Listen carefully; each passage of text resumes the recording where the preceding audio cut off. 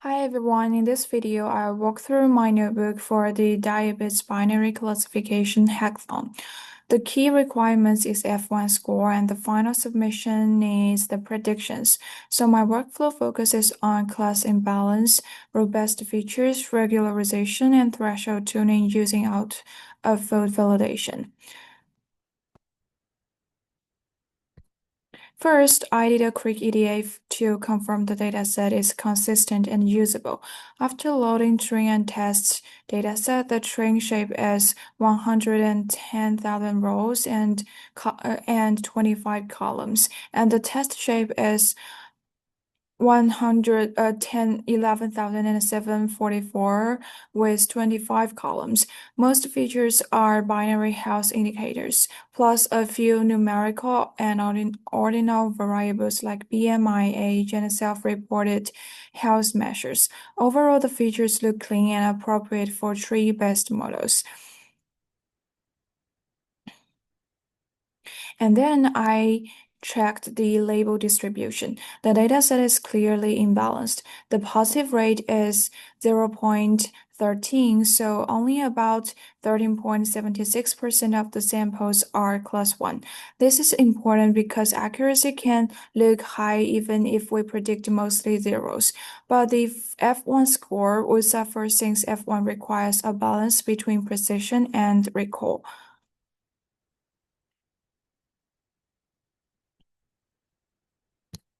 Then we come back to the feature engineering. To improve stability and reduce sensitivity to noise, I added three engineered features. First is the BMI cat. I in BMI in two categories to reduce outlier influence and make the signal more robust. And then is the chronicle count. I sum chronicle condition indicators to capture cumulative risk. Finally is the age-health ratio. I create an interaction age multiply the gene health to capture how aging combined with general health relates to the diabetes risk. These features are designed to improve generalization, especially under imbalance. Then we come to the regularization. My final setup controls complexity in multiple ways. XGBoost explicitly regularization, I use L1, which alpha equals to 0.5 and L2 lambda equals to 1.5. Tree complexity control, which light GBM uses max steps and the number of leaves, and CapBoost uses depths, which limits how complex the trees can get.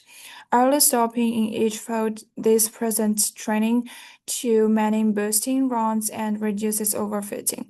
Stratified five-fold cross-validation keeps the same class ratio per fold, which is critical for stable F1 evaluation under imbalance.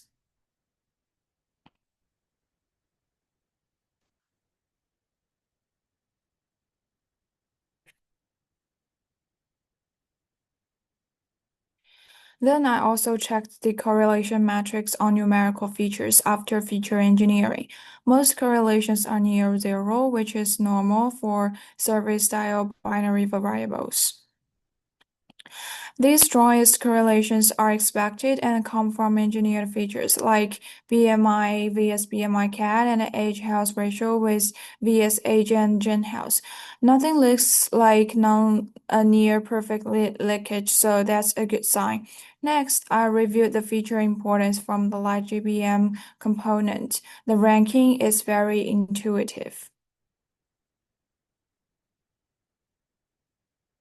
BMI is the top feature, and age health ratio is also very high, validating the interaction feature. Other meaningful features include income, mental health, age, and physical health, and so on. This matches medical intuition and increases trust in the model behavior. Then I also ran the PCA cumulative explain variance as an analysis only diagnostic. The first 10 components explain about nearly 0.0 69 of the variance, meaning information is spread across multiple dimensions. Since PCA is linear and my final models are tree-based, I use PCA only as a diagnostic, not as the final model.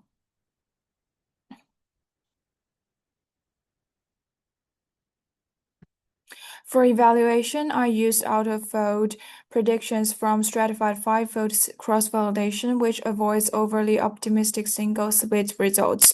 Since the metric is F1, I do threshold tuning instead of using 0.5 based on the OOF ensemble. The threshold shown in your confusion matrix is 0.33 at threshold equals to 0.33. The confusion matrix is the true negative equals to 80,226 and the false negative equals to 6,051 and so on.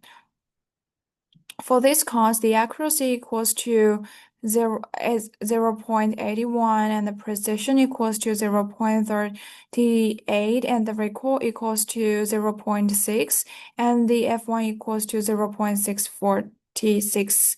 The interpretation is to improve recall and capture more true diabetes cases. The model accepts more false positives, and that trade-off exactly what threshold tuning is controlling for F1. The precision and recall curve shows the expected imbalance pattern.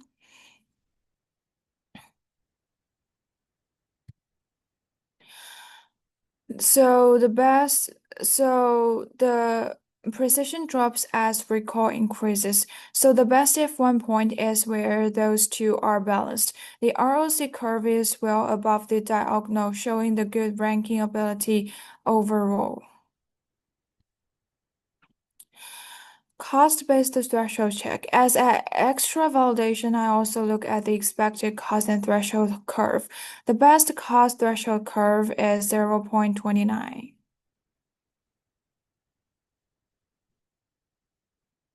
which is close to the F1-driven threshold region. So both perspectives, F1 optimization and cost reasoning, suggest a similar operating range, which supports the reasonableness of the chosen threshold. And finally, we come to the ensemble methods. My final solution is a soft voting ensemble of three gradient boosting models, combining LightGBM, CatBoost, and XGBoost. I use a weighted probability average, which assign 0.4 to LightGBM and also 0.4 to CapBoost and only 0.2 to XGBoost. The reason for ensembling is that these models have different biases and error patterns. Averaging probabilities reduces variance and usually improves generalization compared with relying on a single model, especially on tabular data with imbalance. That's the full workflow from EDA imbalance handling, regularization, interpretability checks, OOF evaluation, threshold tuning, and the final ensemble approach. Thank you.